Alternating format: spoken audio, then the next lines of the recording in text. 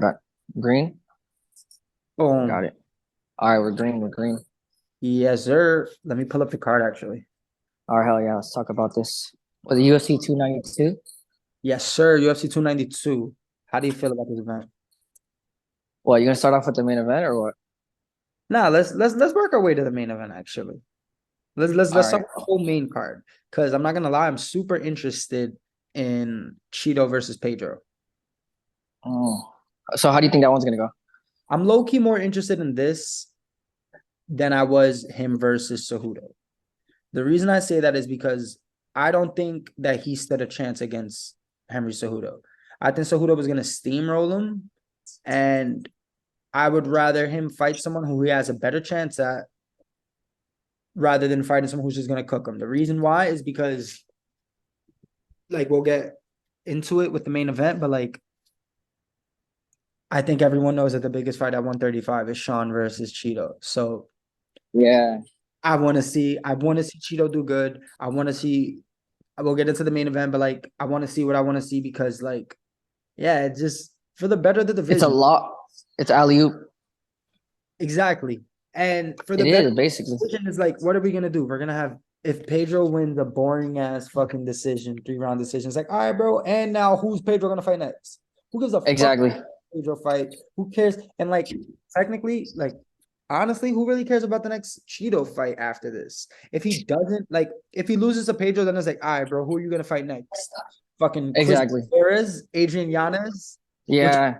what? He thinks he's gonna get the Peter Yan fight off losing to Pedro? Hell no. He should be fighting Nah, Peter yeah. after this if he wins. But Yeah, Sean's exactly. gifting him that win if they both get the win. So It is a lot, and it's an interesting matchup because yeah, it's a closer matchup than Henry and Cheeto because mhm. Cheeto, you saw what Corey did to Cheeto, like wrestling wise. So like, I feel like Henry would have the advantage there for sure. And Pedro, he's pretty good overall. So like, I don't know how the fight's gonna go. Sean was talking about it at the actually in an interview, he thought it was gonna be kind of. It might be boring. He said it might be boring because Cheeto starts off slow, and then Pedro, he might not want to engage. So that's very interesting. I don't Here's know what how he did that's with gonna Sean. go. He Yeah, literally he threw 9 strikes. Let me pull up the stats to make sure. But I don't want to be wrong about this. But if I'm not mistaken, in the first round, he threw 9 strikes. To yeah, like, bro, you have 5 minutes. You fought the killers of the killers, and you telling me that yeah. He fought a lot of people. you're gonna you went 0 for 9? Like, come on, are you shitting me? Like, Yeah, now I'm looking I at remember this. I was watching that fight. He landed 0 significant strikes to Sean's head. Damn, that's crazy. 0 out of 9 to the head, 0 out of 2 to the body. Only landed 26 kicks to the leg because they're not gonna count fucking the checks. Yeah, yeah. Sean said he was checking him. Remember, he said he was checking him. He's like, that don't count towards significant strikes or whatever. But yeah, I remember I was watching that fight and like it wasn't that entertaining, but it was because of fucking Pedro. Pedro wasn't engaging as much as like Yeah, that's the thing. You can't really blame Sean for that if they're both to blame, in my opinion. yeah, Both of those guys didn't do much. It's clear Sean was picking up, but like you can only imagine whatever you want to imagine. Like he could have slipped on a he banana. was picking up that overhand right. The overhand right. That overhand right was nice, and that little head kick that he skinned off the chin was beautiful too. Well, he skinned it off the Yeah, forehead. But like where I just where I just like try to stay neutral in that is that no one knows what would have actually happened. So whatever happens, let's just push, let's go forward. So that's why I feel like yeah, dudes need to make a statement. Pedro's looking good off of his win from Chris Gutierrez, and Marlon looked like shit in his last loss. So yeah. like I think Marlon is a 2-1 favorite right now. And if he is, there's not much value in him, in my opinion. I feel like this fight really, really, really could go either way. If Pedro picks up the momentum from the beginning, or if fuck that, if both of these dudes come out there going slow, it's gonna be the worst first round we've ever seen. It's gonna be a decent second round and a shitty third round. And I just think Pedro Exactly. the one to pull off the decision winning that. But we all know that Marlon can finish people. He has the power. He can do it late in the fight. But Pedro's never been finished. So Yeah. He's very That's why durable. I'm interested in this fight. I'm excited to see what's gonna happen in it. He Marlon does have a 5-inch reach advantage. He's 2 inches taller, so he's coming into the bigger guy against him. So I think it's gonna be a decent fight. Final prediction on that fight or no? I'll take Cheeto late in the third. I think Cheeto decision probably. All right, but we got to speed up the rest of the card till the main event. I want to talk about because I got to go in like maybe All like right, 10 minutes. Yeah. So we got next. We got oh, next. fuck that. Let's Mario and Demond Black Oh, shit. Mario's Mario. knocking this dude out. Mario's gonna run through him. That's not even Hey, respect to the other guy though. Respect to the other guy. I think this is like a 7 day yeah, he took turnaround or something. days, but like, dude, 14-5. Mario's coming out the dog. He was preparing for Cody Garbrandt. And if you're preparing for Cody Garbrandt, you're preparing for wrestling and striking. This kid's gonna come out here. He just came off of a submission. Twister. He thinks that he's gonna come out there Twister.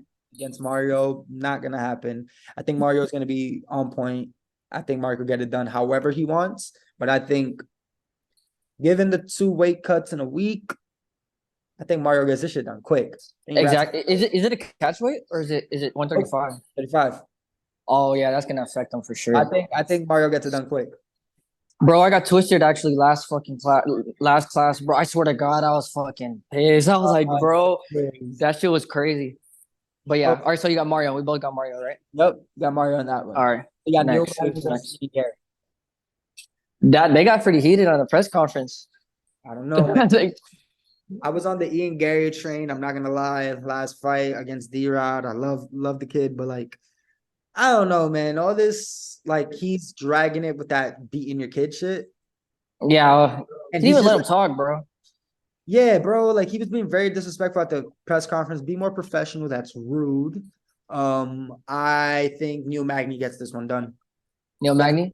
he has the What do you most think? wins in that division. This is his 40th fight.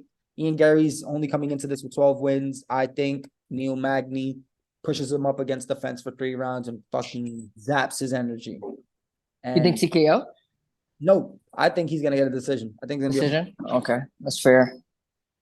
Yeah, I was on the Ian Gary train too for a little bit, but he kind of like came off as not authentic in a way in the beginning because like I felt like he was kind of like trying to get that Connor rub because he's from Irish and like after his post fights, I was like, but he has skills though. He has skills. at the press conference. He told him he was like, "You're gonna sit there. You're gonna do what you're told." Like what he I told. know that's. And it was like, "All right, bro. Like I know. Yeah. one line that you can think of yourself." Yeah. But Exactly. what's your final decision on that one? Final prediction? I think Ian Gary might finish him TKO. Okay. Ian Yeah, I Gary think he might finish him. TKO. I'm rolling with Neil Magny by decision. We move on Okay. to Hell yeah. which is Whaley versus Amanda Lemos. Who you got in this? Whaley. Yeah. Because Same. Whaley finished. Didn't she finish Andrade and Andrade finished Lemos? Yep. So MMA math doesn't work sometimes, but I feel like that's gonna be though. Same. I don't think Lemos is gonna do anything to Whaley that she hasn't seen before. And I just think Whaley's is on a good path right now. She's training with good people. She took some time off after her last fight. I think she's gonna come in and just beat up Amanda Lemos. I don't think the I power agree. enough. I think Whaley has enough power, and I think she just has more technique. She has more things in the paint. I think she's gonna be able to dance on her. I agree. Main event. Main event. In event, All right. I want you to go off first. So what you got? What do you think's going on? all right. I think it's clear we're both wearing the shirts. I don't think we have to say who we're rolling for, but now the brain and the heart are 2 different things. Obviously, I'll go down any alley with O'Malley. I think the kid's he's on a rocket ship towards the moon. But now let's talk about like the real shit. Aljamain is the best at what he does, and that is Sean's weakest link, as we've seen in the UFC so far. Who's to say that things haven't changed? Me and you both know that he's out here grinding, doing jits, doing wrestling. He's doing what he has to do outside the octagon to make it work. But now it's a different game when you're in there with the best in the world at what they do. If we're being real, Aljamain Sterling beat Tenquinho in a UFC fight. Yeah. Like, if we're going to be real about that. Twice. Was it twice? He beat him twice. I'm not sure if let me actually pull that up. Because I don't know if they fought. I know they fought once, but I don't know if they did like a just competition. But I think they matched up somehow twice. I think. I know they only fought in the UFC once, but he's a all right. We're gonna be real. Aljamain Sterling is a high level. He's very high level at what he does. Very high level. So is Sean. If the fight stays on the feet, I don't think anyone is going to pick against Sean. If the fight goes to the ground, I don't think anybody is picking Sean. But in my opinion, I think Sean O'Malley could get this fight done within 3 rounds by finding it. I think he finds the chin. And I think one thing that's going to be very underrated is Sean's high elbow guillotine. I think that he is going. He misses that 1-2 that he's dying to land. That puts him in a position. And I think Sean can surprise someone. I don't think he's going to sub him, but I think we're going to have a few moments where we're like, whoa, what's going on right now? And that might put him in a bad or worse spot for Aljo to land in like side control, land in top, whatever. But I think Sean has the capabilities. Yeah, he beat Sanquinho. Sanquinho was not striking the way Sean O'Malley is striking. Exactly. About that. Sanquinho and Sean are 2 different people. Just because he's a very strong man, just like it takes more than strength to beat Sean O'Malley. I don't think he's stupid enough to go past that black line. And I think he has that dog in him. If he does get taken down, I think he will be able to shoot triangles, bars, hold him in the guard, do what he has to do, make it to the end of the round, because every round starts on the feet. My heart's with him, and my brain is with him too. I'm rolling with O'Malley, 3rd round knockout. For sure. Hell yeah. No, I think it's a knee followed by a punch, a little ground and pound, and I think we hear and new at the end of the night. And new. No, I agree. Aljo is a fucking dog. Like his grappling is on another level. Yeah, he beat Sanquinho in a fight, but we both know Sean. We've listened to the pod. Sean and Tim, they're really like about that grappling shit. Like they I feel like they've been grinding a lot, and like I feel like Sean hasn't really had the opportunity to really show his ground game in a way. Like he got taken down by Peter a couple times that last fight, but he even said like he wasn't even focused on the timing of takedowns and stuffing the takedowns because he was focused on the kickboxing fight with Peter, which is reasonable. Like, 2 strikers. But he said, he was like, I bet Peter didn't think he was gonna fuck him up like that. So Peter started shooting. Yeah. And nobody's ever dropped Peter like that. Nobody's ever made Peter look like that. So like I don't really like the disrespect that people like say that Sean can't fight. Bro, Sean, I feel like Sean proved himself in that last fight. Even like with a lot of his other fights, like he's proven that he's like he broke his foot against who? Andre Sukumsar, aka Soccer Mom. Yeah. Yeah. And like he went through adversity there. He could have gave up. Went to the decision and won. He went to the decision, right? And won with his broken foot. Yeah. Yeah, and like I do think he has the grappling capability of at least holding keeping Aljo in his guard and surviving to the next round. Oh, sorry to interrupt. No, go ahead. What were you saying? Another Houston that I noticed, Aljamain's training partners, he's training with Chris Moutinho, and he was training with someone else. Chris Moutinho, Julian Arosa, and JP Buys. JP Buys just got knocked out by Marcus McGee, who's one of Sean's main training partners. Chris Moutinho, if he remembers anything from that. Wait, Chris Moutinho? The one with the. Yeah, green hair kid. Yeah, what? And he was training with them in Boston. Bro, if that kid could remember anything from that night, I'd give him $100. That kid got I know, literally 30 times by Sean O'Malley. I don't think that's was horrible. You walk in there to ask for Sean's timing, to ask for Sean's movement. He's fucking 5'7". He got literally bad. He's a 125-pounder, I think. Exactly, bro. I do not think that's another huge thing. People like talk shit about that finish. He didn't knock him out. But like, bro, he came up from 125. Like, that's bigger than coming down. I was popping, gang. Yeah. We're shooting a pod mark, a little pod thing real quick. But yeah, let me wrap this up with him real quick. But yeah, go ahead. I don't think Aljamain is prepared for someone like Sean, and I think Sean has prepared for someone like Aljamain.